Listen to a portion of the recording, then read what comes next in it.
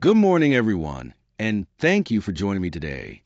We're going to explore the auditing of the acquisition and payment cycle, focusing on how to ensure financial accuracy and integrity throughout the process.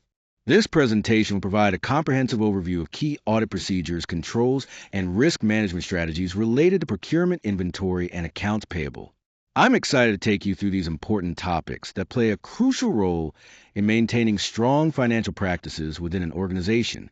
The acquisition and payment cycle includes all the processes a business goes through to obtain goods and services and then pay for them. This cycle is crucial in financial auditing because it helps ensure that every transaction is recorded accurately and completely, giving a true picture of the company's operations. When auditors examine this cycle, they focus on verifying that acquisitions are legitimate, that payments are properly authorized and executed, and that the financial statements fairly represent the company's liabilities and expenses. Conducting a thorough audit of this cycle helps prevent errors or misstatements and ensures the company stays compliant with accounting standards. When auditing inventory, there are a few main objectives we focus on: verifying the valuation of the inventory, confirming its actual existence, and ensuring that the inventory records are complete. Valuation is particularly important because it affects the financial results, and there are several common methods used, such as FIFO, LIFO, and weighted average cost. Each method can impact profits and taxes differently, so understanding which method is applied is crucial. We also need to look at the controls over inventory acquisition. It's essential that purchases are properly authorized and accurately recorded to prevent any misstatements. One of the key audit procedures is the physical observation of inventory, which helps us confirm that the inventory on the books really exists. Another important step is performing cutoff tests at the period end. These tests ensure transactions are recorded in the correct accounting period, so revenues and expenses are matched properly.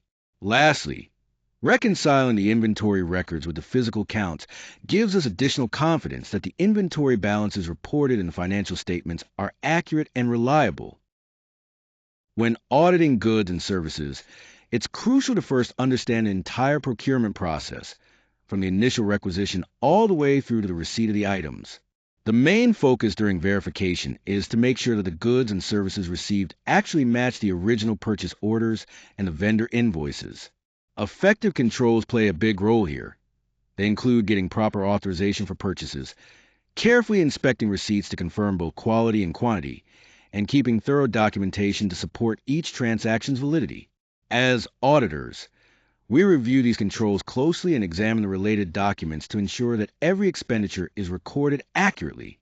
Finally, we also make sure that the financial records correctly reflect any liabilities for goods or services that have been received but not yet paid for, which is essential for maintaining overall financial accuracy. When auditing accounts payable, it's crucial to focus on the correct recognition of liabilities and proper authorization of payments. This means making sure all liabilities are recorded promptly and accurately, supported by the necessary documentation, and approved before any payment is made. One important step in the audit is to test transaction completeness.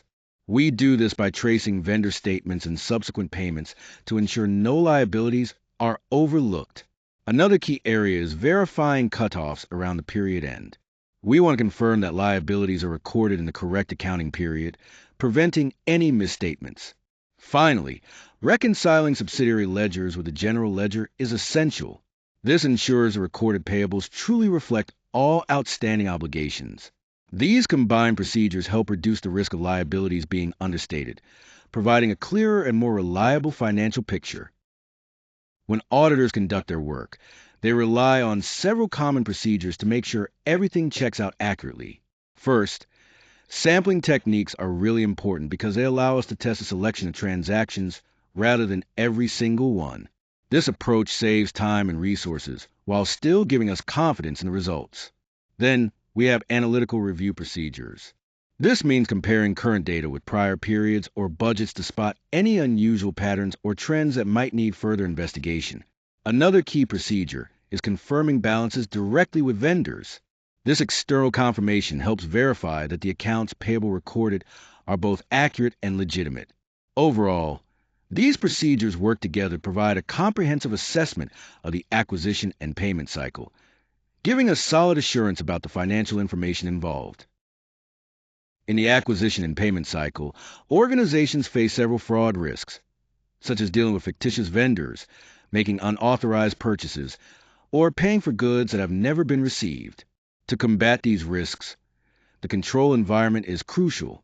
This environment includes key elements like segregation of duties, authorization protocols, and maintaining audit trails.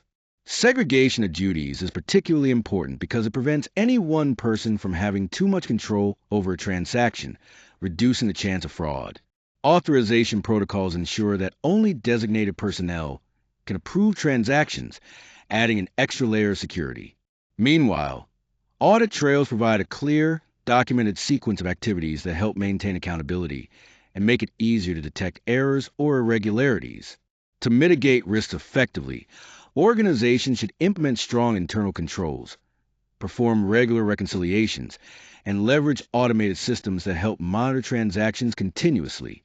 These strategies together create a robust defense against fraud in the acquisition and payment cycle. To effectively audit the acquisition and payment cycle, it's crucial to have a thorough understanding of procurement processes, inventory management, and how liabilities are recognized. This foundation allows us to identify potential risks and ensure accuracy.